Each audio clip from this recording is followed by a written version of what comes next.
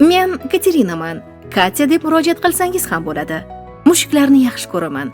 Shuning uchun bu ishni tanladim. Bu yerda har bir mushuk mening do'stim. Enaga mushuklar sonini tekshiradi, kundalikdagi yozmalar bilan solishtiradi. Mening eng yoqimli mehmonim Yuki. U juda aqlli va mehribon, lekin ba'zida qattiq qizg'anchiq. Ammo bu hammasi ularning jozibasi. Har bir yangi mehmon uchun qattiq me'yorlar bor. Pasport, emlanganligi, hayvon kanalaridan dorilanganligi va shunga o'xshash enaga bilishi kerak bo'lgan boshqa xususiyatlari. Keyin xona tanlash. Hatto premium xona tanlansa ham avval barcha qoidalar bajarilishi kerak.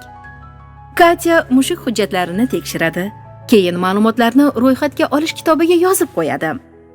Har bir mushuk ketgandan keyin xona to'liq tozalab, dezinfeksiya qilinishi kerak. Bu bizning asosiy qoidamiz: tozalik va xavfsizlik.